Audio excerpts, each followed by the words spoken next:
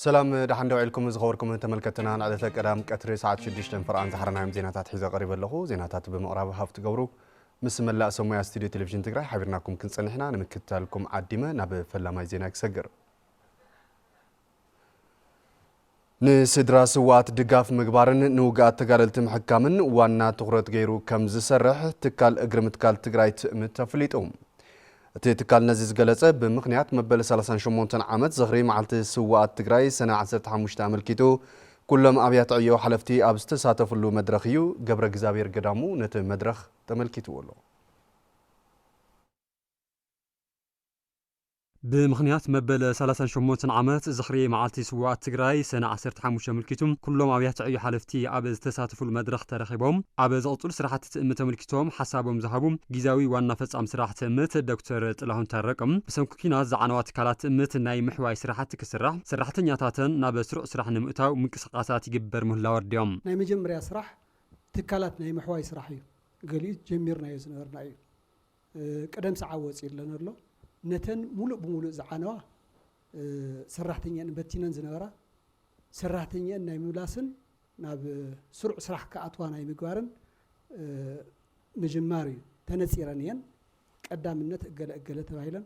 ابزي ناب صبو درجه مصيرلو ابزي قربا قدمي ناي 2019 بجت عامت قدم ودانا قدم مجمارنا حزي ابزي كرمتي 100% ناي سراحتينيان ناب سراحاتين سراح كجمرات قلا ثلاثه تكالات بصيحنا لنا حدث تكنولوجيات متتتاو بتوفيح يسرحلو كم زلو زغلصو دكتور طلهون بوليسات داغم ناي مفتاشن كفتتات اب مقرامن نسرح لنا ونيلم تعاقم تكنولوجي ناي موسخ حدث تكنولوجيات ناي متتتاو سفح سراح يسرحلو ب ناي حسابن ناي سمح دران سرعتنا كزمن مغبار ARP متتتاو مساسلو زسرح سراحتلو بوليساتنا بمولهم اسرارحتنا مانوالاتنا كلهم داغمنا تفتشو كفتت زلهم نغرات نمرنا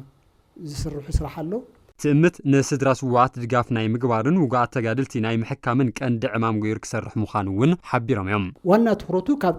قدامنت سدرا سوات يتمت سدرا سوات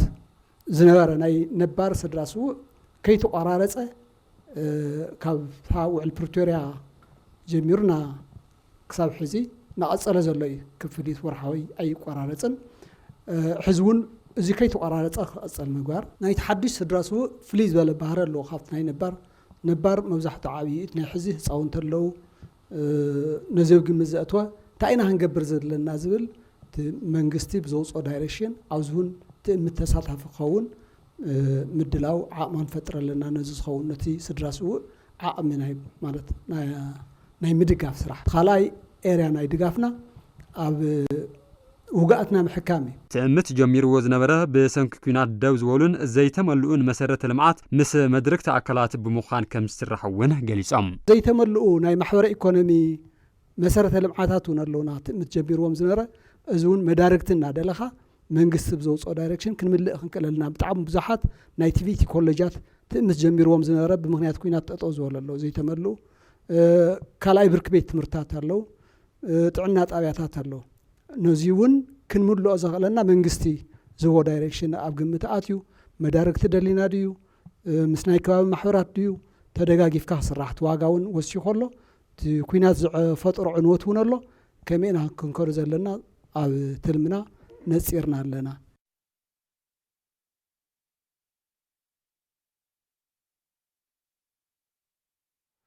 لالاونت بمرغغاص سماعتات زودقلو علامان كعوت بيراو حدنت متنخار كم زدلي نبرات عامي زوادو تግራይ ገሊጾም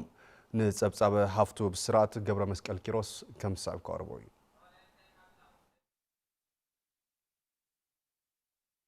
ሉዓላውነት ትግራይ ንምርጋጽ አበ ዝግበር ቃልሲ እጃሞም ብምብርካት ሰማዕታት ዝወደቕሉ ዕላማ ንክዕወት ሓድነቶም ብምስጣም ከም ዝቃለሱ ነባራት ዓቕሚ ዘዋደው ትግራይ ይዛረቡ ተዋዕትና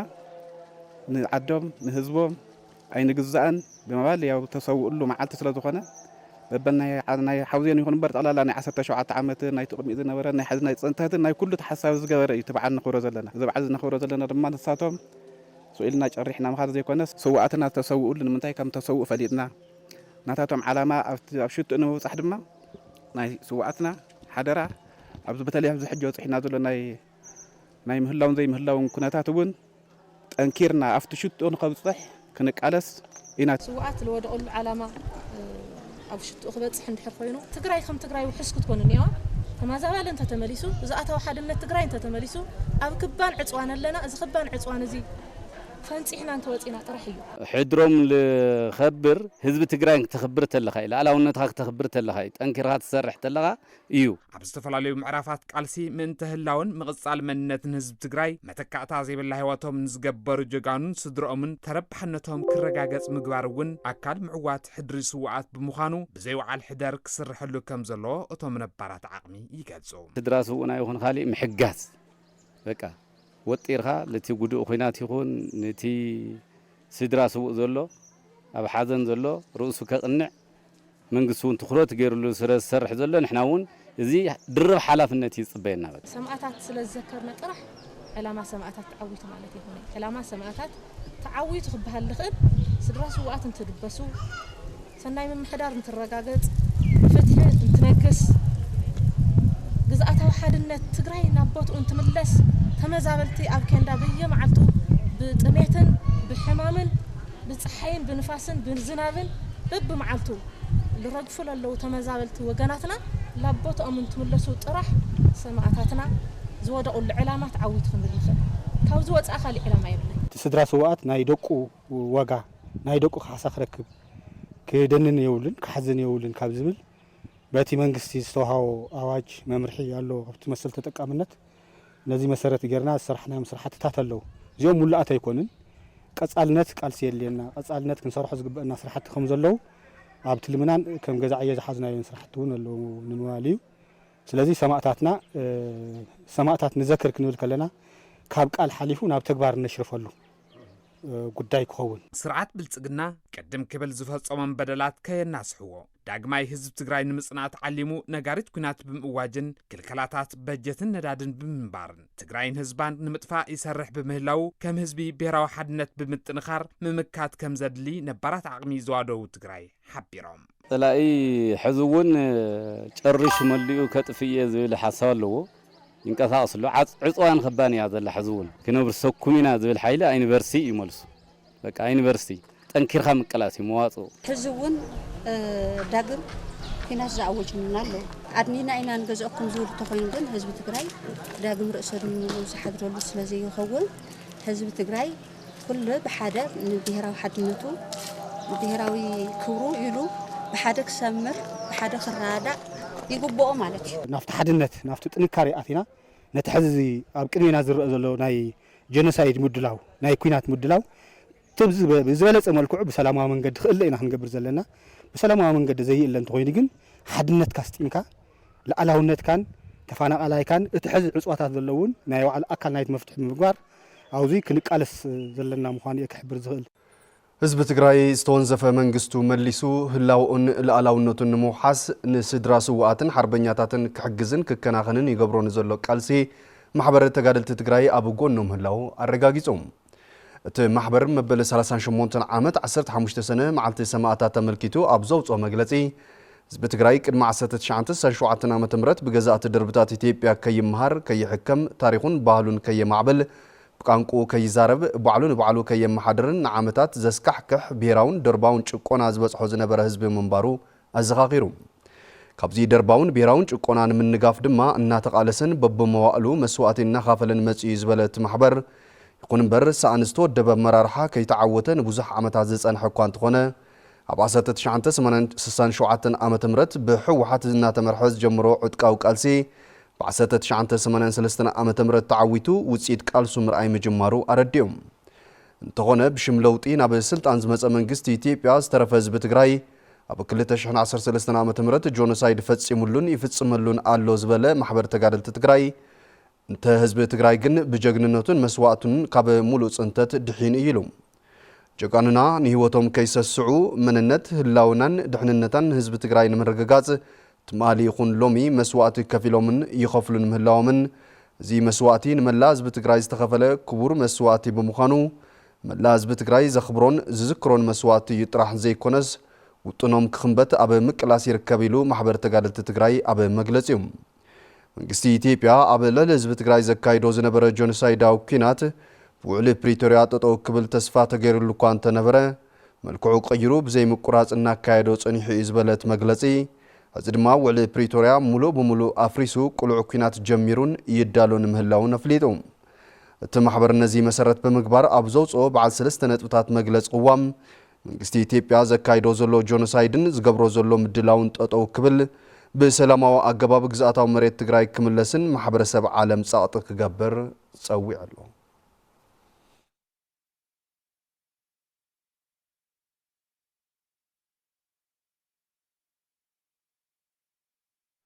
ሰናይ ምምሕዳር በመንጋስን ኣዋሃባ ግልጋሎት በመምሕያሽን ህዝቢ ትግራይ ፍትሒ ክነረጋግጸሉ ይግባእ ክብሉ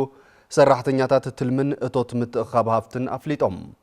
እቶም ሰራሕተኛታት ብምኽንያት መበል 38 ዓመት መዓልቲ ዝኽሪ ስዋኣት መድረኽ ዘተ ኣሳሊጦም ኣለው መርሃዊ ተስፋይ ተወሳኺ ዘሎ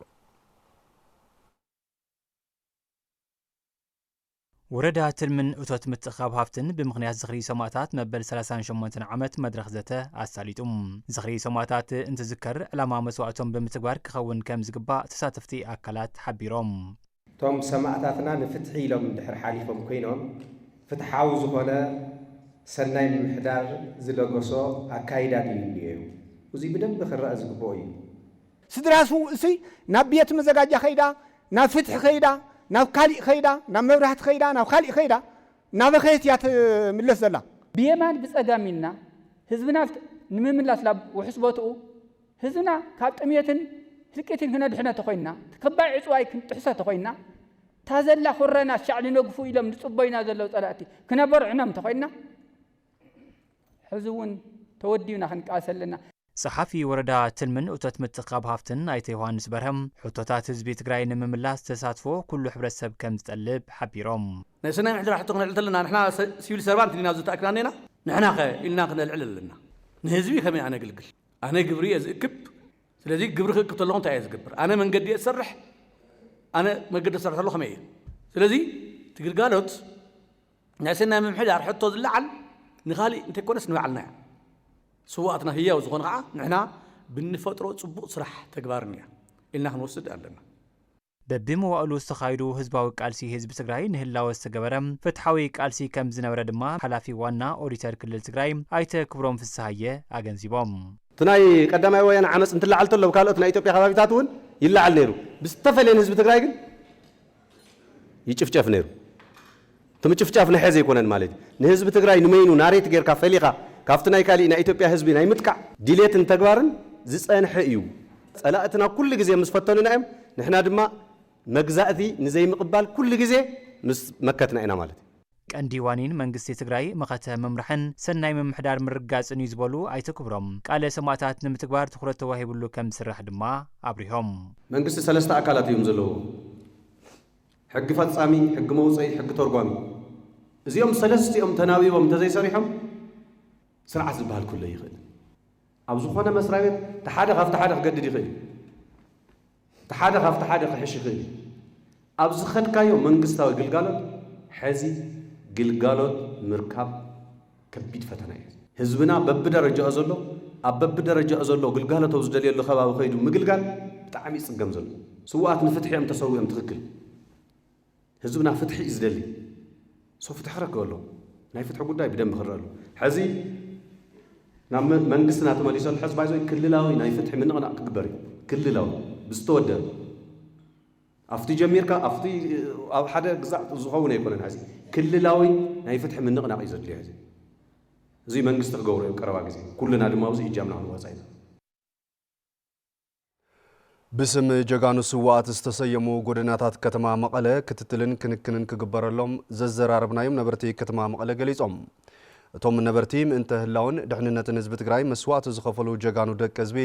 ዕላምኦም ኣብ ሽቱ ንምብጻሕ ኩሉ እጃሙ ከበርክት ድማ ጸዊዖም ፋናሊ ላይ ኣዘራሪባቶም ኣላ ህዝቢ ትግራይ ንዝበጽሖ ብሄራውን ደርባውን ወጻዓታት ኢሉውን ዝተኣወጀ ጆኖሳይዳዊ ኩናት ንምምካት ብርክት ዝበሉ ጀጋኑ ህይወቶም ከፊሎም እዮም ነቶም ኣብ ቃልሲ ትግራይ መስዋዕት ዝኸፈሉ ጀጋኑ ንምዝካር ዝተፈላለያ ጎደናታት ከተማ መቐለ ብስም ጀጋኑ ስዋኣት ተሰይመን እየን እዘን ብጀጋኑ ስዋእ ዝተሰየማ ጎደናታት ግቡእ ክትትልን ክንክንን ይግበረለን ከም ዘየለ ጉድለት ጽሬትን ጽባቐን ከም ዝገጠመን ዘዘራረብናዮም ነበርቲ ከተማ መቐለ ይዛረቡ ከተማ ዝኸም ዝበለ ስያሜ ክስይም እንተሎ ብቐጻልነት ሓለዋን ክንክንን ክገብረሉ ሓላፍነት ክወስደለዎ ዝርኢቶ ኣለኒ ብኻልኣይ ደረጃ ድማ ማሕበር ተጋደልቲ ማሕበር ጉዱእ ኺናት ሓርበኛታት እዚኦም ድማ ዝጉዳይ እዚ ብፍሉይ ሓላፍነት ሒዞም ተሰሚዕዎምን ምዝምልከቶም ኣካልና ተረዳድኡ ሓለዋን ክንክንን ክገብርሉ ይግባእ መጨረሻ ግን ባዕልዋና ኮን ዝግብኦ ግን ሕብረተሰብን ምዃኑ ግን ንኹሉ ክርድኦ ይግባእ ዝርኢቶ ኣለኒ መስዋዕት እዚኣቶም ንምንታይ እዮም ተሰዊኦም ሕልፊ ነገር ነይራቶም ዲያብ ትግራይ ይኾነ በእንተ ህዝቢ እዩ ንህዝቢ ክብሉ እዮም መስዋዕትነት ከፊሎም መስዋዕት እዮም ኮይኖም ዘምሳ እዚኣቶም እናናታቶም ታሪክ እናዘንተውና ሓድነትና ክቢርና ማለት እዩ ሓደ ኮይና ኸዓኒ ትዋኑ ኸዓኒ ሓደ ምዃን እዩ ሓደ ኮይና ክንሰርሕ ሓደ ኮይና ክንጽሕፍ ሓደ ኮይና ንትግራይና ክንቁርቆር ይግባአና ይብል ኣነ ጽሬት ዝጎደሎ ነገር ንዩ ዝከባብታችሁ ግን ብጽሬት ዝተሓዝ ነይሩ ዝለምለመ ዓበይቲ ትክልቲ ዝተፈላለዩ ዓይነት ከምዚ ዓይነት ትክልታት ተተኺልዎ እሞ ውብ ዝኾነ ነገር ቅርሳ ቅርሲ ተዝስርሐሎም ብጣዕሚ ያው ከም ህልዋት ምሳና ከም ዘለዉ ጌርና ኢና ክንሓሶም ከም ትሪኦ ለኽቲ ከባቢ ኩሉ ጽሬት ዝጎደሎ እዩ ያው ብናዘው ዝለለ ነባሪ ሕብረተሰብ ጉሓፍ ልፈስስ እዩ ኣብ ጽሬት ክንክንስ ብጣዕሚ ጉድለት እኒአ ማለት ኣይንግደሸሉ ልስሙ ትሪኦ ተለና ዋላ ልኦም ክንዝክሮም ተለናስ ጾሪ ትረአ ተሎ እዩ ማንም ሰብ ትንቀሳቐስ ተለሉ እዚ እውን ክሪኦ ተሎ ደስ በሃሊ ብዙሕ ሕብረተሰብ ስለይምግዳሽ እኒአ በቃ ማለት ከዘውዚ ሰው ዝዳባይዝ ጉሓፍ ክፈስስ የነበረ መፍሰስ ጉሓፍ እኒአ እዩ ፍሉጥ ያው ክና ክፍቲ ክሳል ተቐንጠ ናብ ዕራይ ዓጽም ትለበለ እዚ ኩሉ ና ጽሬት ጉድለት እኒአ ናይ ሕብረተሰብ ስለይምግዳሽ እኒአ ክልብ ምትካል እዩ ካብኡ ዝተፈላለዩ ኣርማታት ኩሉ ሕብረተሰብ ክፈልጥ ኣለዎ ትጎደና ንባዕሉ ስኢልና ኢና ክነንብብ እውን ኣለና ማለት ኣንቢብና ትጎደና እንታይ ምዃኑ ካብኡ ሓበሬታ ላይ ይህበና ኣበይ ጎደና ከም ዘለና ሓበሬታ ንባዕልና ይህበና ስለ ዝኾነ ያው ትጎደና ኩሉ ኣብ ታፔላ ጌርካ ኩሉ ሕብረተሰብ ክፈልጥ ከም ዘለዎ ያው እንደቅና እውን እዛ ጎደና እዚኣ ትበሃል እንተይልና እዮም ካብ ወለድና ወለዶ ንሕና ክንሓልፍ ከለና ኣቶም ደቅና እንታይ ከም ዝበሃል እንታይ ረብሓ ከም ዘለዎ ንምንታይ እዮም ተሰይሞም ዝብል ካብ ወለድና ወለዶ ክነመሓላልፎም ከም ዘለና ማለት እዩ ድብራያ ስኢልካ መዓት ጓሓፋት ዶ መዓት ገመለ እዩ ግን ብሓደ ጎደና እንደይ ብጅግና ተሰይሙ ግዴታ ብጽሬት ብኩሉ ነገር ክተሓዘሎ እዩ ቱ ኣታሕዛ ዝግብኦ ይኾነን ኢለ ዝሓስብ እንተ ህላውን ድሕንነትን ህዝቢ ትግራይ ዝተኸፈለ ክቡር መስዋዕቲ ራን ዕላማ ንትስዋዕ ኣብ ምቕጻል ኩሉ እጃሙ ክወፍ ከም ዝግባእ ድማ እቶም ነበርቲ ተዛሪቦም ናቶም ዓሰር ተኸቲልና ብቱ ሳቶም ዘሕለፍዎ ንዓና ዝሕለፉልና ዝነበሩ ናቶም ራእይ ናቶም ተኸቲልና ናቶም ተቐቢልና ናቶም ሕድሪ ተኸቲልና ናቶም ተቐቢልና ያው ናቶም ክነቐጽሎ ኢና እንደሊ ብናተይ በኩለይ ማለት እዩ ሕድሪ ናያቶም ኔና ያው ክነቐጽሎ ኢና ባዓልና ትንሳቶም ዝሓለፍዎ ያው ክብሮም ንኣና ክብሉ ስለ ዝኾኑ ትንሃቶም ዘሎ ክብርን መጎስን ኣኽቢርና ምእንታቶም ከዓ ንሕና ብድሕሪኦም ዝሓደግዎ ነገር ኩሉ ክንፍጽሞም ከም ዘለና ማለት እዩ ብስም ጀጋኑ ስዋኣት ትግራይ ዝተሰየሙ ጎደናታት ስያመ ምሃብ ጥራሕ ዘይኮነስ ፍሉይ ጠመተ ተገይሩሉ ጅግንነቶምን ታሪኮምን ካብ ውሉድ ወለዶ ብዘሰጋግር መልክዑ ክዕቀብ ከም ዝግባእ እቶም ነበርቲ ወሲኾም ገሊጾም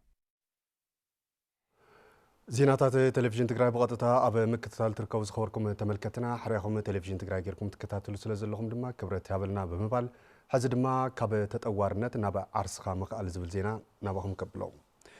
ናብ ረኣ ንምሽናፍ ካብ ዝተሓተ ብርኪ ተላዒላ ስድራኣ ክትጥውር ከም ዝኸኣለት ኣብ ከተማ መቐለ ኣብ እንዳቡን ተዋፊራ ትሰርሕ ዘላ ስድራ ስውእ ታደ ገሊጻ ሸዊት ሙሉዓለም ምስ ታደ ጻንሒት ገይራ ኣላ ስመይ ለታይ ተስፋይ ይበሃል ነባርነተይ ኣብ ከተማ መቐለ ጣብያ ሰርጸ እዩ የቤት ነይረ ማለት እዩ ብሰብኣይ ይልጥወር ነይረ ኣጋጣሚ እሱ ምስ ኸደ ግን ገዛ ክራይ እኒኦ ቆልዑ እኒኦ ትምህርቲ እኒኦ ስለ ዝኾነ ለለ ንመማረፂ ክወፅኒ እኒኢለ ብበራዲ ሻይ ሒዘ መጀመርያ ይዘር ነይረ ዶ ካብኡ ናብ በዓል ገዛይ መስዋዕቲ ምስ ሰማዕኹ እዚ ቦታ እዚ ብምሉኡ ጉሓፍ እዩ ነይሩ ዳርጋ መዓት ሽንቲታት መዓት ጉሓፍ መደብረ እዩ ነይሩ ያው እሱ ጸሪገ እየ ኣጽሬ ተኽሊ ተኸናኺነ እየ ኣብዚ ዝሰርሕ ኣለኹ ብንእሽተይ ነገር ማለት እዩ ስለዚ እዚ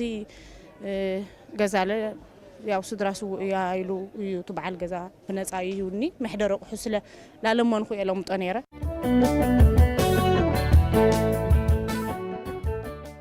ጽቡቕ ስራሕ ተሃልዩ 1 ኪሎ እንድሕር ላይ ኾነ ያው ፍርቂ ገለ ልሰርሕ ያው ብበዝሑ እኳ 7 ፍንጃል ኣውታት ሻሂ ሓደ 10 10 ማይ ደሕና እዩ ምጅማረይ ሓደ ማክሲማም ገዛ ክራይ ከፍል እየ ካብ ሰብ ገጽ ንሽተይ እንትን ኢለ ኣለኹ ዋላ እንድዝ በዓል ገዛ ለበኒ ነበረክብ ካበይ ዋላ ይሃለኒ ደቀ ዋላ ህንድናሃቱ ብዙሕ ተጠቀምተ ይኹን እምበይ ቢያንስ ወልዑም ይሓድሩ እዮም ደቀ ክልተ ቆልዑ ኣለዋ ንዕድል ስራሕ ፈጢረ ኣለኹ تسرح تخيلي خابنو اشتي ويرا هذي لا لك حيلين بي تلقي خا بانك لا حيلي من عصوصو لا يبرقط جن راسنا ندحر سرحنا يو راسنا بحلو ندحر همزي لندحر ثمانية ناس يخون لنا يو لخونا حدا دق عفس نفطرنا ندحر عصوي لنا جن اورد عصوينا نكون مالتي سلازي ندق انستيو كم حلالو فول الملختي بفصم او غزا خوينن اذن ك هواي بلني يقردو سو عين هما يزس اناس ولا زلوا ولا حجز لسدراسو بتلي هما يسرح ديت زلوا خونا نغير تتمچاچه صبق نيرو معنات بباي انا لو علي لس خونا حجز تتركب نيره كاوز بالعلك سرح نيره موياني نيو نامغو مويالني بوم تمرقيه يسرحيه مرعتات حدا مرعتها اللي خرستنا تالو نس زبله ويو قرش سلازي ولا مسارح مسلازي ولا بزح طلع لك سرح يخيلين بي أنا من دراتامو نشتي يسرحين كاساس بوتات نا من قصي أب دك أنستيو ويم أب سدراسو خرطت اليوم أب مريت زقات مزلو تسقمات سناي من محدار بزلا أنت المفتاح بتكنولوجي استدقف سرعة التحزام مريت مرداتا مريت نمتتتاوي سرح كم زلو بيرو مريت تقراي فليتوم እቲ ቢሮ ኣብ ኣጠቓቕማን ምሕደራን መሬት ዘጋጥሙ ፀገማት ንምፍታሕ ምስ ኣመራርሓ ዝተፈላለያ ኣብያተ ዕዮ መንግስቲ ዘትየሎ ገብረ መድህን ተወልደ መድህን ብዝርዝር ሒዝዎ ኣሎ ቢሮ መሬት ትግራይ ኣብ ኣጠቓቕማን ምሕደራን መሬት ዘጋጥሙ ፀገማት ንምፍታሕ ምሕደራ መሬት ስርዓት ብምትሓዝ ህልውናና ሕውየትናን ዘላቒ ልምዓትናን ነረጋግፅ ብዝብል መሪሕ ሓሳብ ምስ ኣመራርሓ ቤት ምኽሪ ትግራይ ኮሚሽን ስነ ምግባርን ጸረ ግዕዝናን ትግራይ ቤት ፍርዲ ቢሮ ፍትሕን ካልኦት ዝተፈላለዩ ኣብያተ ዕዮ ትግራይን ዘተካይዱ بإنستيتيوت مصنعتن مرمرن بوليسي تግራይ ቢሮ መሬትን ኮሚሽን ስነ ምግባርን ጸረ ግዕዝናን ትግራይ መጽናዕትን ዳሳሳው ጽሑፋትን ዘቀረቡ ኮይኖም ምዝባዕን ምሕባእን መረዳእታ መሬት ሓሶት መለለይ መንነት ተጠቂምካ መሬት ምዕዳል ሓሶት ሰነዝሪድ ኣዳሊኻ ምጭብርባርን ነባር ቦታታት ንዘየልምዑ ተወሳኺ መስፋሕፍሕ መሬት ምዕዳልን ካልኦት ዘይሕጋዊ ስራሕትን ከም ዘለውን ነዚኦም ናብ ስርዓትን ተሓታትነትን ንምስግጋር መንግስቲ ትኹረት ሂቡ ክሰርሐሉ ጸዊዖም ቶም ዶኩመንታት ያው ምጥፋእ ኣለብቱ ጦርነት ምኽንያት ብዙሓት ዶኩመንታት ተጣፊኦም እዮም ኦፊሳት ዓንዮም እዮም ኣብ ተፈላለዩ ወረዳታት ሓደሽቲ ዝተዋሃቡ መሬታት ሓደሽቲ ዝተዋሃቡ ዕድሎታት ያው ሬጅስተር ላይ ኮኑ ኣለው ካብ ወረዳ ናብ ወረዳ ይፈላለዩ እዮም ካብኡ ቀፂልና እውን ልውርሲ ልግዛዕ ልወሰዱ ሰባት እውን ከምኡ ሬጅስተር ላይ ኮኑ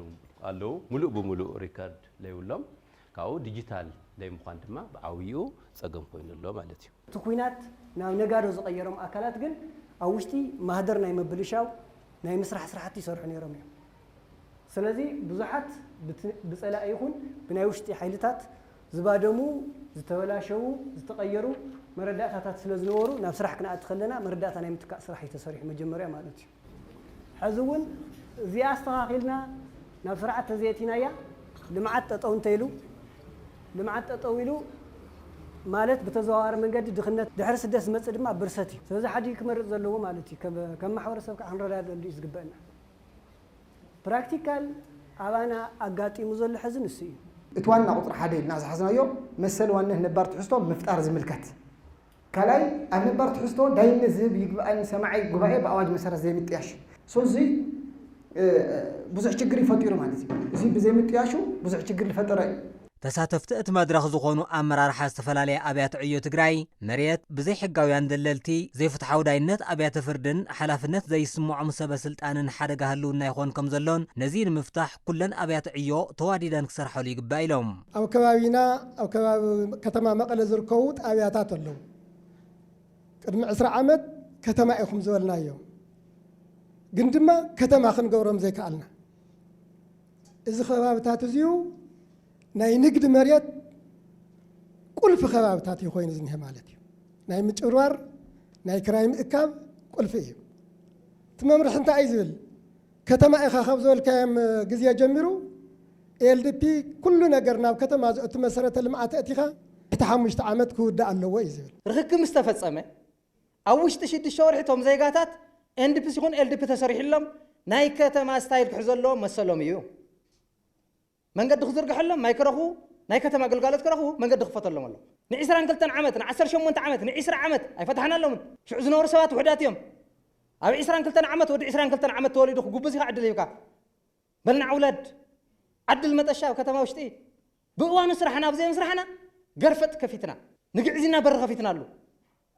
هفته حزب منقستن ناودو اللي تعبيز نخقورو عدل كفيتنا بمقوتات مصفاف نبار تحسو استفاد رأسقام بخلتشعن 11 عامة مرات نتيز نبرا آواجز صارر كال ممرحي موصو آب مريت قعزينا كقادر كمز قبرو زقلوصو كوميشن سنة مقبارن صار قعزينا نتقراي ايتا نصر الدين أحمد أبزحز اوان مريت يقبئن بهالتي بزحات أكالات إيدوم زقتولن يمحضروا بمهلاهم ازين مفتاح لعلق ولحتاكوها بيقبايلهم حالافي بيرو مريت تقراي دكتور فسها هافتوسيون آب مريت زقاط مزلو سقامات بزلاقنة نمفتاح تكنولوجي استدقف سرعات تحزام رداء مريت نمتتاو مس مدرك تأكلات يسرح كم زولا فليتهم بمنصر محدرا مريت بيلو وي منصر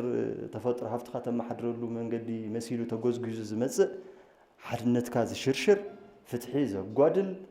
عوي وهلي الكادمات خالوت مزرتاوي بهنا وروحاتات كاخي تخبر زقبر نجر تودينا بيت مخري واني نيلو بيت فردي واني نيلو تفلالنا فصام زلن أكلات واني نيلو أوديتر واني نيلو صار قعزينا فتحي واني نيلو مسارتنا بقربة صرحوا خم كتما لمع زولو بيت عيوتات كالوت قداينا أيلهم بحرنسا تزيوفيرنا لقل تقداي ناي مريت محدر أيكونا ناي قزع أيكونا كم هزوي نهللو عين هلو نيزخون زلو مالتي بتزامد زينا أب محدرا مريت زقات مزلو صقمات سناي من محدر سطوم كتتلن قططرن بمقبارنا بسرعة نمتاو حلفنتهم كم زفصمو أمرارحا أبيات مخرن لعلواي بيت فردن تقراي قليزهم بتكنولوجي زتدقف سرعة التحزام رداتا مريت بمتتاو نتوم صقمات مفتاح كم زسرح دما بيرو مريت تقراي أفليت اللو قبر مدن تولد مدن توسخ حيزولو أب مريت زقات مزلو صقمات سناي من محدار بزلاقنة مفتاح بيرو مريت تقراي مس مدرك تأكلات زتيوم مكتل حلافي لعلواي بيت فرد تقراي ايتا تسفاي قبر مدهن اب مريت زقات مزلو صقمات مفتاح مس زملكتهم اكلات حبابير سرح مهلاو يقلصوم زعبه افتو كالاخر كاتع زغل اكل زنور صقمات تايمتم مهناتنا ثلاثه مهناتات يوم انا ايدنتفاي زغرنا تحاده اب اورا دبا افتو انستشنال سيت اب زلو صقم افتو حقتات زلو تبراي مريت محدرا برك كلل زوزو دمتاتن مبرتاتن صقم كبزنره بتوساخي او عاميتهم ودعت ነገር صقم كزنره اي راوعي ونوسد نايلا دحري زلو مخنياتو تايو زي يقدس ناي قرعنا صقم ونالو بلص حق متحاس حق منقص متحاس ناي لخا زلو مقاوعه وكانا يسبر مقاوعه مقدر وصانه متحاس አፍቱ ከቢት ጉለ ስለመጓዝ በኋላ ሙዚክ ክንፈልና ያው ናፍቱ ሞሽን ታው ይተርፍን ካሊ መፍትሒ ተወሲድ ዘሎ አብዛ ነዛ ጉዳይ አብት ምልከት እስኪ ተባይሉ ብሸዓተ ዳሩ ፕሬዝዳንት ተሰየሙሉ ተዋሃበ መገደላይ ትርጉሙን ኣሎ ድሕርዚ ሓደ ተቀድምሉ ተዋሃበ መገደላይ ትርጉም ናይ ኮሚሽን ተርጓሚ ሕገ መንግስት ብትሓስ ተወሰኑ ውሳኔታት ብዝምልከት ታግበር ዘላ ዳሳስ ከነካይድና ካልኣይ ድሕርዙ سبر بقى بشوعة دانو مقدّا وصاني معه دحرز زفصام تحساسات ملاو زي ملاون أساس كل قبل راح ندسسنا وزيد أساسنا حتى زقبونا وتحتاتنا المسرح ونأجنا أفوق بقى بيت مخر تقراي ويزورو كيروس حاجوس أب مريت يرأزلو أكابنت كراي كم تقراي كتف زخل حدا جنيا تقبار بمخانو أبزي لوت إن ممسا حد زملكتهم أبيات عيوز توهاو مسرح أم فتصام كم بيت مخري سوتهم قوتسرن كتتلن كم زقبار حبيرن حدقات رأي أكامنتهم كلها نزبل عمخانو مردا أنا مجمرات مسجد ويتهم زسرق طرح يمطيقوا تهلنا شكاري كلها هنا بحد نطيق تحدقا خاطا تقراي خان كلها اتفرسنا لا تأكلنا ببوانو تودو كيسا زي تودو نمنتاي زي تودو إلنا نكاتلو بسرعتون لنا سلازم مريضنا أفتون الحزبي أنزا زخونو شكرا مريضنا بزمن قد زيون أفتنا أوديت الكافورن ناقمنا مفتحنا قبرنا نخدر لخونتاتون كالفترين ሓላፊ ቢሮ መሬት ትግራይ ዶክተር ፍስሐ ሃፍቶጽዮን ኣብ መሬት ዘጋጥሙ ዘለዉ ጸገማት ብዘላቕነት ንምፍታሕ ብቴክኖሎጂ ዝተደገፈ ስርዓት ኣተሓዛ መረዳእታ መሬት ንምትእትታው ምስ መድረክ ኣካላት ይስራሕ ከም ዘሎ ኣፍሊጦም ካዳስተር መፍትሕ ምዃኑ ይፍለጥ እዩ እስካብ ሕዚ ትግራይ ን52 ወረዳ ዳርጋ 52 ወረዳ ምዕራብ ዝተርፈና ዋላ ጸለምቲ ከይተረፈ ኣብ ካዳስተር እቲና እዩ ኣብ ገጠር ትራንዛክሽን ዴታ ኳሊቲ ገለበለ ተወሰነ ጸገም ኣለዎ 67% ከባቢ በፂሕሎ 47 ወረዳ ብላዕሊ ትራንዛክሽን ዝግበር ኤኒቲንግ ኣብ ገጠር ዘመናዊ ማንም ዘይነኾ ውሑስ ዓለም ለኻው መርክቦ ዘለዎ መሬት ናይ ሓረስታይ ኣብ በፂሕና እዩ ብጣዕሚ ዓብዪ ስራሕ ይተሰርሐ ቅድሚ ናብ ስፖርታዊ ፀብፀባት ምስጋርና ናይ መወዳእታ ዝርዝር ዜና ናባኹም ከብሎም ማሽናት ሕጽበት ኩላሊት ስፔሻላይዝድ ሆስፒታል አይደር ብዘይ ምጽጋነን ኣብ ሓደጋ ከም ዝርከቡ ተገልገልቲ ገሊጾም ትዕግስቲ ኪሮስ ተወሳኺ ሒዛላ ኣይተዓለም ካሕሳይ ካብ ከተማ ዕዳጋ ሐሙስ መጽዮም ኣብ ኮምፕሬሄንሲቭ ስፔሻላይዝድ ሆስፒታል አይደር ክፍሊ ግልጋሎት ሕጽበት ኩላሊት ዲያሊሲስ ረኺብናዮም ኣይተዓለም ላዕልን ታሕትን ኢሎም ደቆም ከይዕውዩን ናብሮም ከይመርሑን ንነዊሕ ዓመት ኣገልግሎት ሕጽበት ኩላሊት ኣብቲ ሆስፒታል ይረኽብዎ ዝነበሩ ሕዚ ብምኽንያት ምብልሻው መሽነሪታት እቲ ሕጽበት ህይወቶም ኣብ ሓደጋ ከም ዝርከብ ይረድኡ ሶኒ ሐሙስ ይግልገል ነይርኣነ ሕዚ ልቕጻል ቀዳሚዮም ለዓርቢ የዝልንለው ካብ ሐሙስ ከዓ لو معلت قلقلني هو حامس كقلقاز قبأني نعربي ويك عن قدم يوم قصرني هذا لازم بقى نتصور يعني بقى أخل وصينا كما يوصينا فساس زبالة يفقدنا بوز أكل بقى تقعد أتخيلنا لنا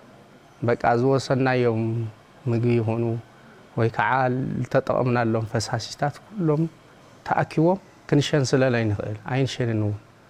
سلازي زيوم تأكيوم كبدت يوصلنا يعفلنا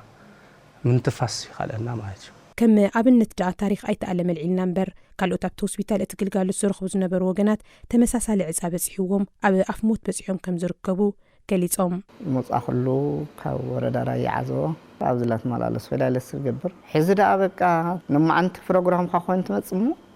ماشين تولاشي نات مالي نابقت مالي زي تحكم زي تحصيه اللي السوق يقدم ساعات حشيلها